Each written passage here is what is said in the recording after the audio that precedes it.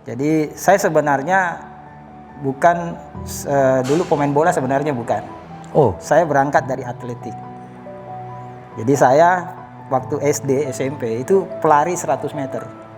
oh.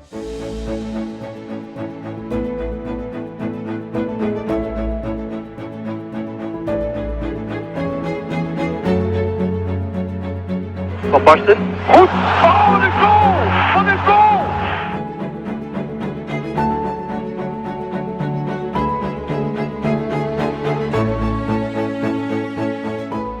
Menarik berbicara mengenai tim senior. Nah, salah satunya adalah perjalanan dari Pak Anaving di tim nasional. Kita lihat tim nasional tahun 91. Ini Pak Anaving adalah bagian salah skuad dari medali emas tahun 91 yang sampai saat ini belum pernah bisa dilalui lagi oleh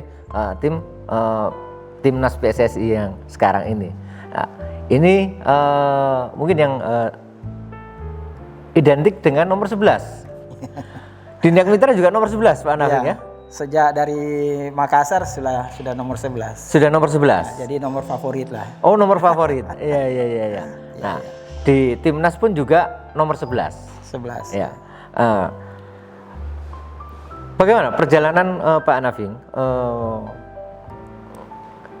Timnas PSSI tahun 91 itu bisa meraih medali emas. Tentunya kan seperti dengan cerita-cerita sebelumnya. Ini tim ini spesifik dilatih oleh pelatih Anatoly Polosin yang katanya waktu itu mengedepankan totally fisik. Ya. Gimana menurut Pak Anaving? Jadi proses kita juara di tahun 91 itu prosesnya sudah proses jangka panjang. Jadi kita sudah berangkat dari tahun Prapiala Dunia tahun 88 kalau tidak salah, dengan pemain yang sama. Waktu itu dilatih oleh Basiska, Basri Iswadi Kadir. Nah, pemain ini yang sudah dibentuk sama mereka. Nah, lepas kita tahun 89 SEA Games di Kuala Lumpur. Ya memang belum laki lah, belum beruntung kita waktu itu, karena waktu semifinal kita kecolongan lawan Singapura. Iya. 1-0 Pandi Ahmad cetak gol. Karena waktu itu pasang perangkap offset ternyata nggak ditiup oleh pelatih wasit, sehingga Pandi Ahmad bebas untuk bikin gol. Jadi kita waktu itu dapat juara 3 medali perunggu.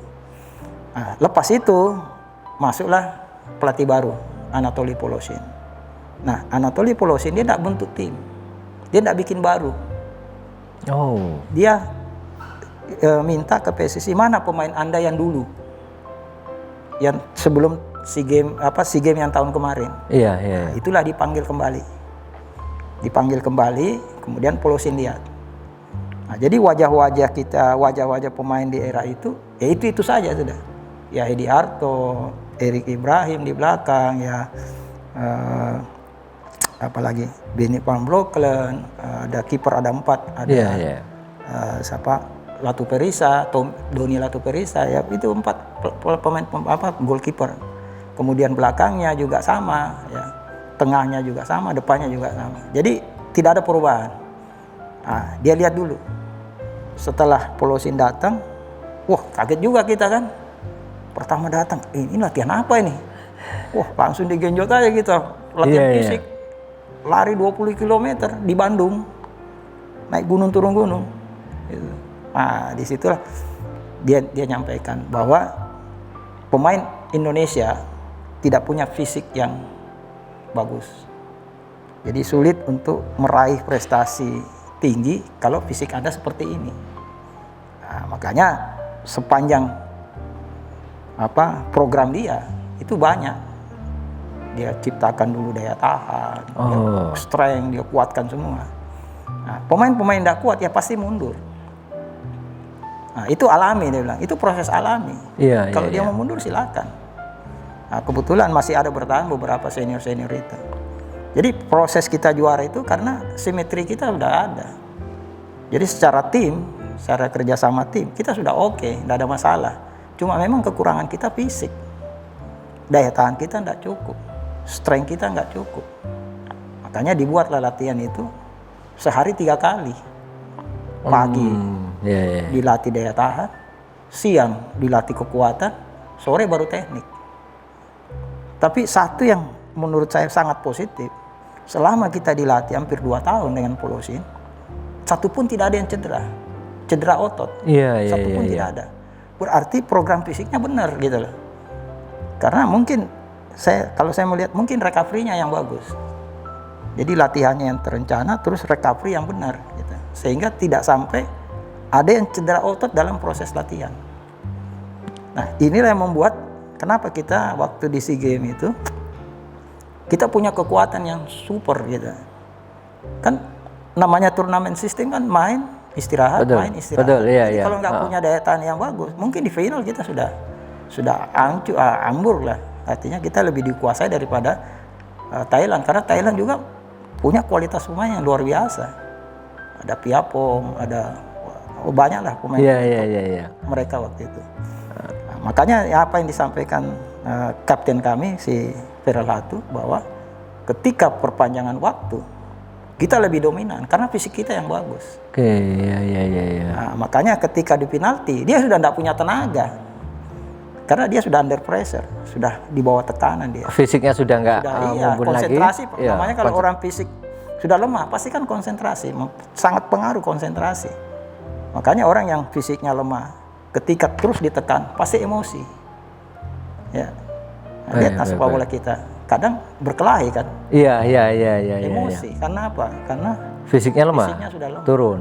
Nah, inilah yang dia bangun, Polosin. Jadi karena fisik kita bagus, kita tetap fokus.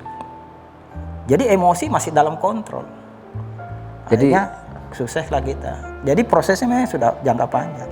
Artinya tim itu tidak dibentuknya tidak seketika instan, tapi sudah dipersiapkan dalam waktu yang 2 tahun. Sudah proses dari Basiska tadi. Oh, dari Basiska itu ya, dari kegagalan. Bisa kita bayangkan mungkin 4 tahun gitu. 4 tahun ya.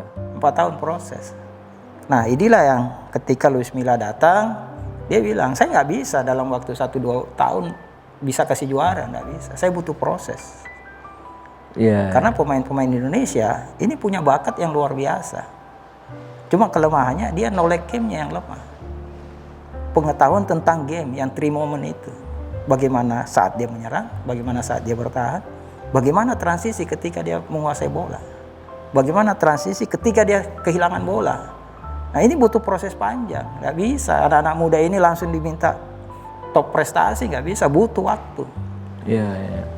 Seorang Evan Dimas saja yang menurut kita itu bagus, tapi menurut Milla belum, masih banyak kekurangan gitu. Nah, inilah jadi perhatian kita ketika saya ada di instruktur, saya baru kita feedback ke belakang, baru kita paham bahwa memang youth development kita yang nggak bagus. Perhatian tentang pembangunan pemain usia muda kita ini yang harus kita perbaiki gitu. Kita turunkan pelatih-pelatih hebat di usia-usia muda. Liga 1 harus punya akademi yang benar gitu. Supaya pemain-pemain muda kita ini siap untuk 10 tahun akan datang, 6 tahun akan datang.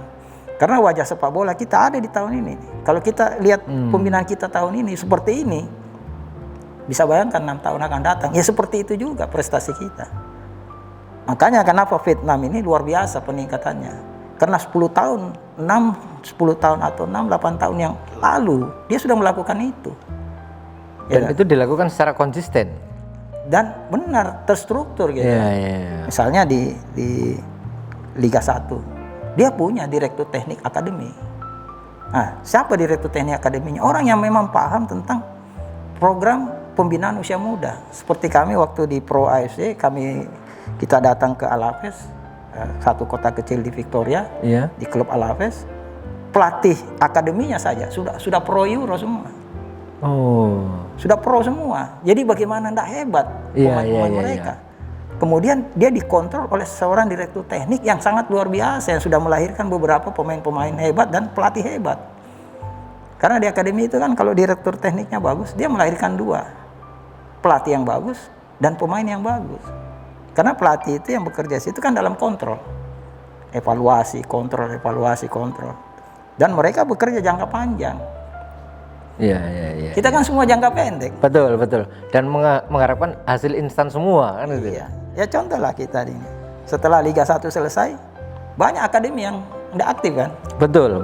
Terus gimana mau melahirkan generasi bagus yang punya kualitas super?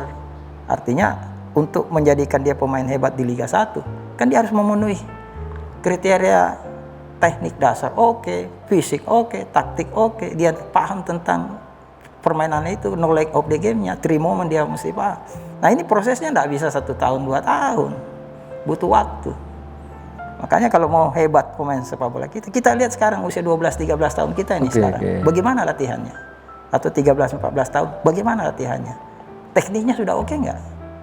Fisiknya sudah oke nggak? Dia paham nggak formation game-nya? Kalau itu belum, ya susah sudah. Nggak mungkin kita bicara dia 10 tahun hebat, tak mungkin. Makanya butuh pelatih-pelatih yang bagus di bawah.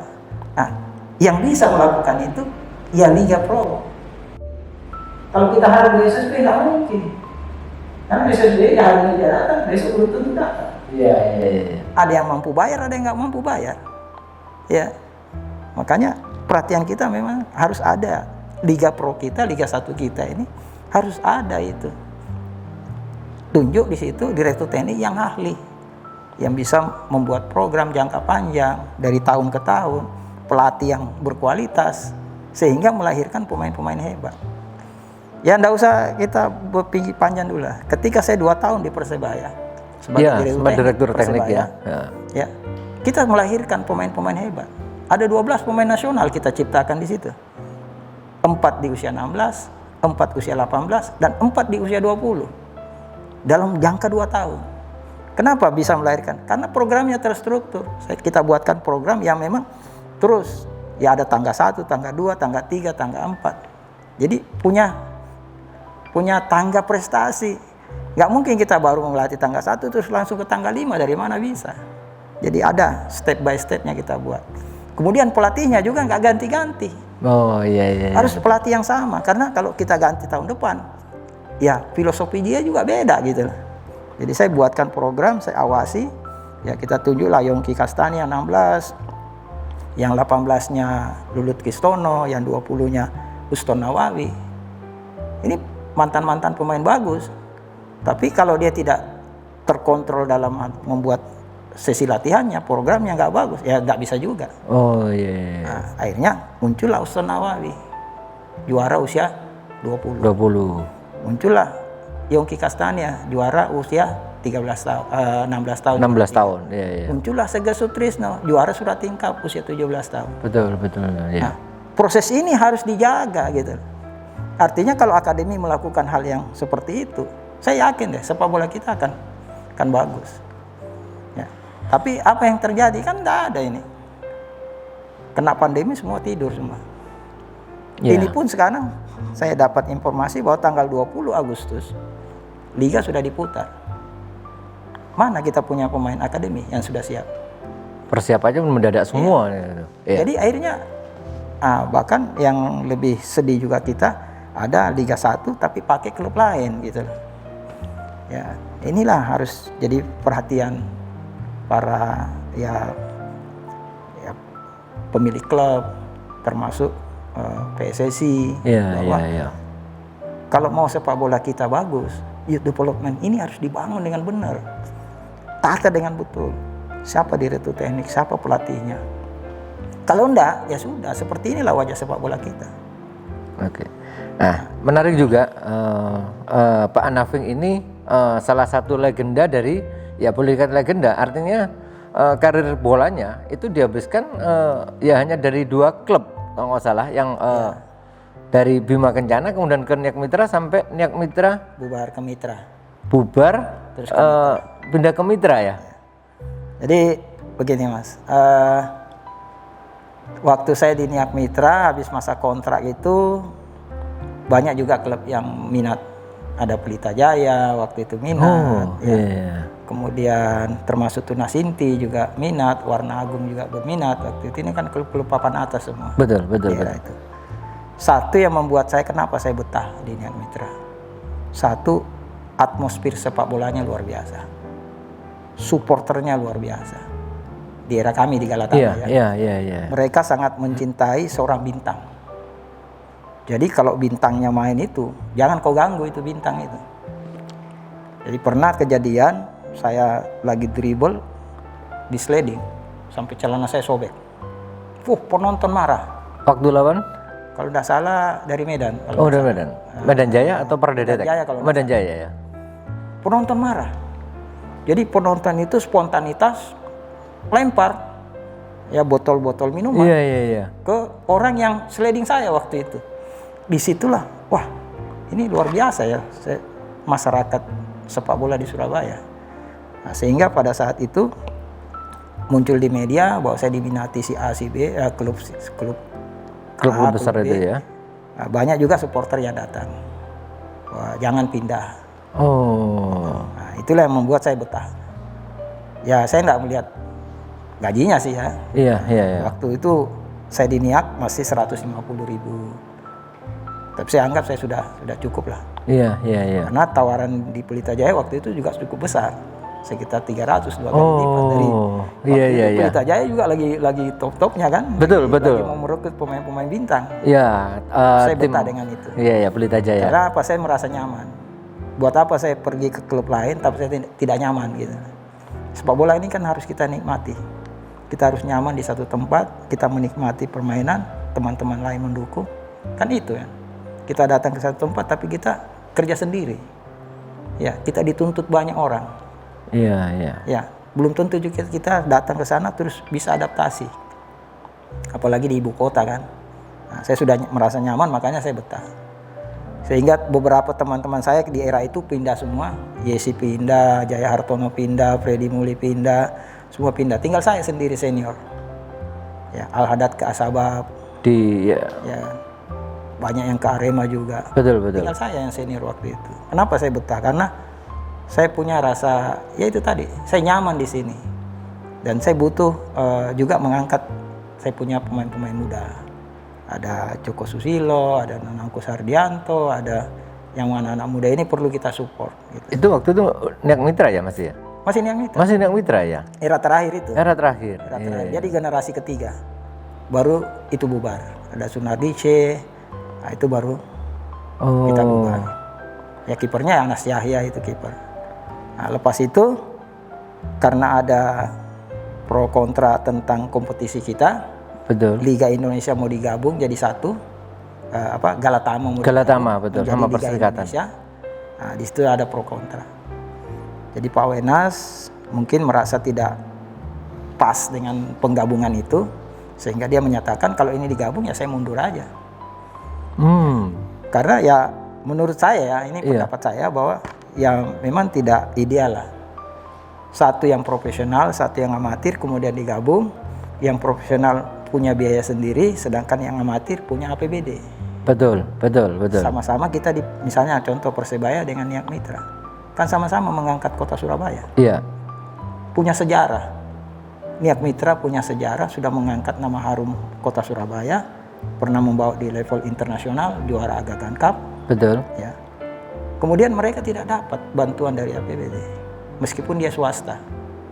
Ya. Nah, ini Persebaya dapat bantuan APBD. Mungkin juga fasilitas, ya kan? Persebaya dapat fasilitas latihan di Tambak Sari, kita enggak. Harus bayar mungkin. Nah, mungkin itu. Ya. Kalau itu menurut versi saya. Iya. Bahwa ini enggak pas nih. Nah, tapi akhirnya dipaksakan kan. Dipaksakan digabung jadi Liga Indonesia, akhirnya Niak Mitra menyatakan mundur. Nah, pada saat mundur itulah ada rasa juga kita bahwa ya jangan sampai bubar deh ya. Kalau bisa ada sponsor, ada orang kuat untuk menyelamatkan ini dulu.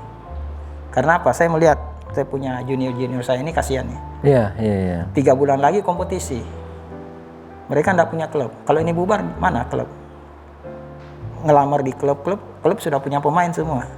Betul. Nah, akhirnya ketemulah saya dengan Pak Dahlan. Waktu itu saya dibawa ke Jawa Pos di Karah. masih Karas itu, telepon beliau di Inggris, dia di Inggris. Dia bilang, tunggulah 2-3 hari saya pulang. Nah, barulah ketemu dengan Pak Wenas membicarakan supaya diambil alih pengelolaan. Cuma informasinya bahwa boleh tapi jangan pakai nama NIAK, karena NIAK ini perusahaannya Pak Wenas. Oh, oke. Pakai mitra saja. Jadi yang bisa dibawa cuma mitranya aja ya? Hanya berubahlah mitra Surabaya, kemudian lapor ke PSSI, ya, saya menghadap Pak Cardono waktu itu, bahwa saya ceritakan bahwa dari NIAK mitra ke mitra itu, sehingga mitra ini bisa ikut kompetisi, karena kan nanti dikira klub baru. Gitu. Kalau klub baru kan tunggu 1 tahun. Harus mendaftar dulu jadi anggota kan. Betul. Nah, harus melalui divisi bawahnya. Iya. Ya, saya bicara, saya ceritakan bahwa histori kenapa dari NIAK mitra ke mitra, hanya Pak Cardono oke. Karena dulu kalau keputusan ketua umum itu tidak ada yang bantah gitu loh. Mutlak ya? Mutlak. Hanya Pak Cardono, oke saya bantu kamu, ya kan, supaya NIAK mitra ke mitra ini bisa ikut kompetisi. Nah, ikutlah kompetisi kita. Tahun 90. Tahun 90-an ya itu ya. Tahun 90 91 waktu itu NIAK mitra bubar. Maka waktu itu langsung Pak Dahlan menunjuk Abdul Muiz manajer. Oh, iya. Manajer. Tahun berikutnya baru Mbak Nani Wijaya. Iya. Jalan-jalan diambil alih almarhum Haji Agil. Nah, lepas itu baru mitra ke Kalimantan. Tapi saya sudah tidak di sana karena 1 tahun setelah itu saya cedera lutut. Oh. Saya harus istirahat, saya operasi, istirahat, kemudian saya bantu, masih di mitra juga, saya bantu Pak Basri, Subodro, Rusdi Bahluan waktu itu jadi pelatih, saya bantu, saya asisten. Jadi nah, disitulah saya mulai belajar jadi pelatih. Ada kursus CAFC saya ikut. Oke. Mulailah saya tertarik di bidang kepelatihan. Dari dunia kepelatihan. Ya. Nah, menarik juga perjalanan karir Pak Anaving ini dari klub kemudian di tim nasional, membawa tim nasional PSSI menjadi juara SEA Games tahun 91. Di samping itu juga ada cerita yang terselip bahwa dulu ada tim nasional yang namanya Liga Selection. Ada. Itu gimana Pak Anaving? Liga Selection itu kumpulan pemain-pemain terbaik di Galatama. Oh. Nah, kita selalu ikut. Saya kebetulan di Liga Selection itu hampir 3 tahun. Setiap tahun pasti saya ikut. Nah, pelatihnya ya tetap Danur Windu. Oh. Nah, jadi kita disiapkan untuk Piala Raja Thailand, Kings Cup. Iya. Nah, prestasi kita yang cukup baik, kita sempat masuk semifinal. Nah, disitulah muncul Ricky Ako, ya namanya moncer di situ karena dulu kan didominasi beberapa pemain-pemain Arseto.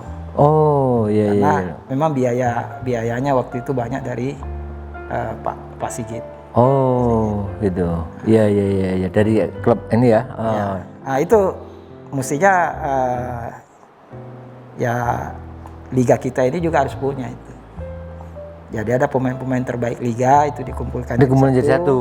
Ya, nanti inilah cikal bakal pemain nasional. Karena Liga Selection itu dulu dibuat ini tim bayangannya timnas nih. Oh gitu. Iya. Luar biasa ya sebenarnya waktu itu Indonesia mempersiapkan itu ya. Timnasnya ada, kemudian ada liga ya. Cadangannya juga ada. Ya karena ada yang membantu biayanya. Iya. Dulu dibantu sama Pak Sigit. Iya. Ada cerita juga saya pernah baca di salah satu artikel dari Liga Selection itu Pak Anaving sempat mau diminta sama Kelantan ya kalau nggak salah. Ya jadi setelah kita Liga Selection kemudian dari Malaysia ada 2 pemain yang diincar Kelantan waktu itu, Robi Darwis sama saya. Nah kemudian ketika NIAK Mitra bubar, Kelantan datang ke Surabaya. Oh. Jadi kita terakhir uji coba dengan Kelantan, setelah itu diumumkanlah NIAK Mitra bubar. Ya. Nah, jadi waktu itu seandainya deal pembicaraan waktu itu, saya langsung mungkin dibawa ke Kelantan. Iya. Cuma karena situasinya tidak memungkinkan, kemudian memang saya ada permintaan bahwa kalau ada yang meneruskan, kami tidak pergi kemana-mana. Iya. Jadi ya itulah Pak Dahlan ambil alih pengelolaannya. Nah, itu salah satu kecintaan Pak Anaving, legenda sepak bola ini yang ada di Surabaya. Kecintaannya terhadap Surabaya luar biasa ya. Karena yang mitra waktu itu adalah klub kebanggaan juga dari kota Surabaya.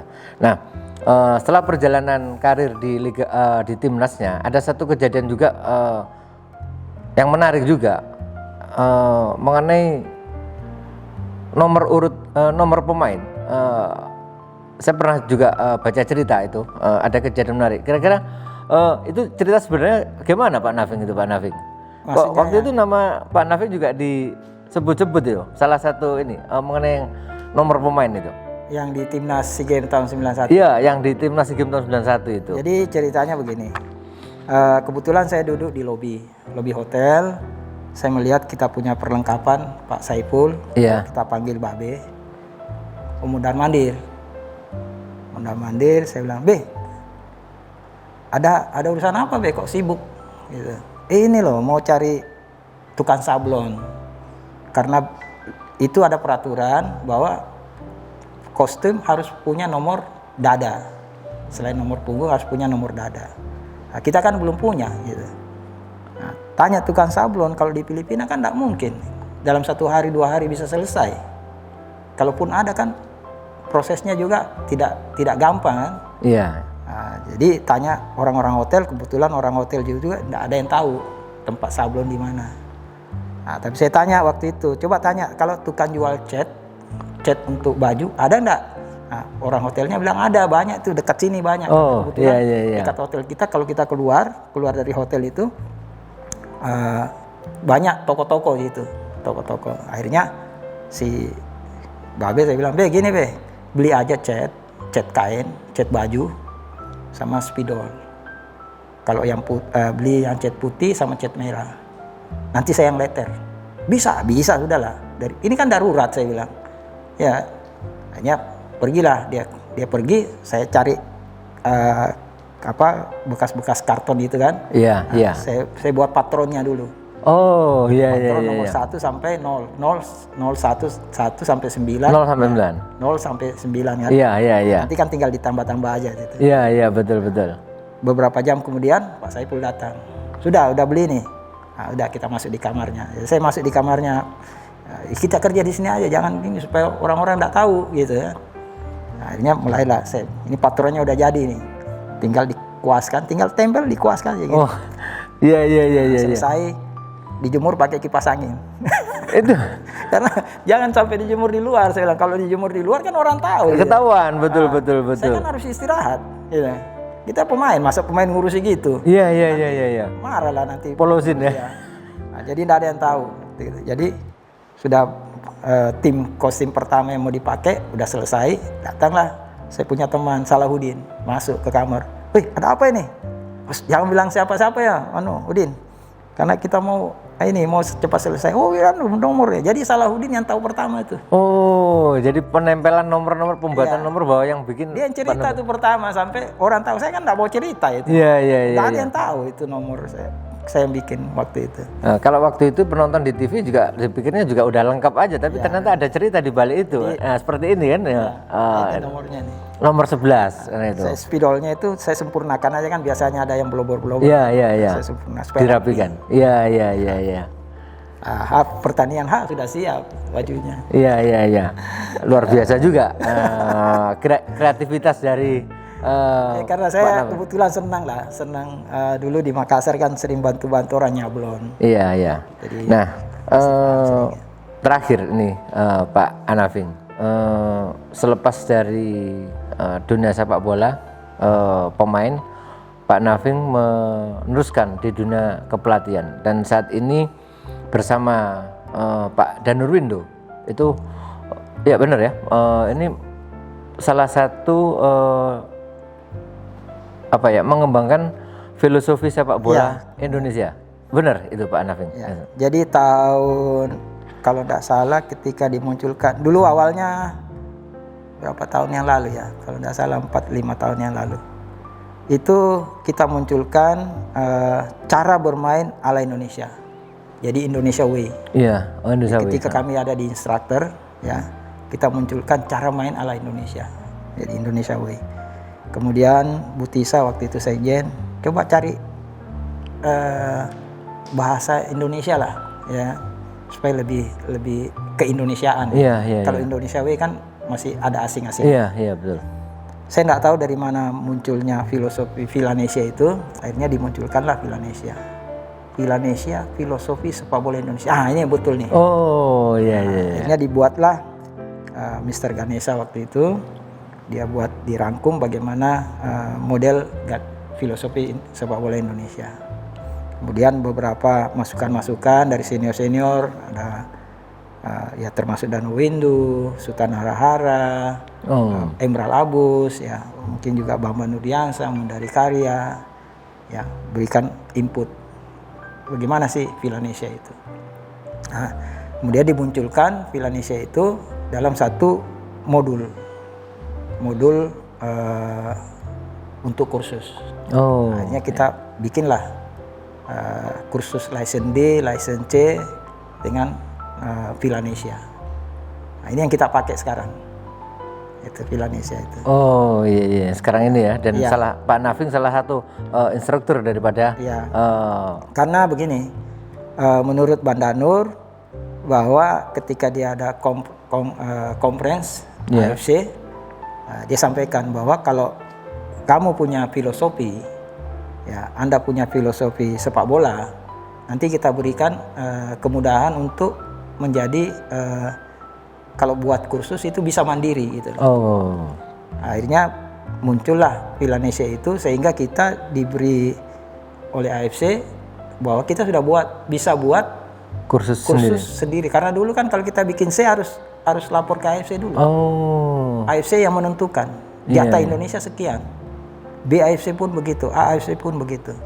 Nah, ketika ada Villanesia ini, kemudian ada beberapa instruktur yang dianggap senior di dalam, yang menurut AFC ini sudah layak, karena waktu itu ada beberapa yang sudah melalui proses AFC. AFC melihat bahwa Indonesia sudah cukup, sudah bisa mandiri.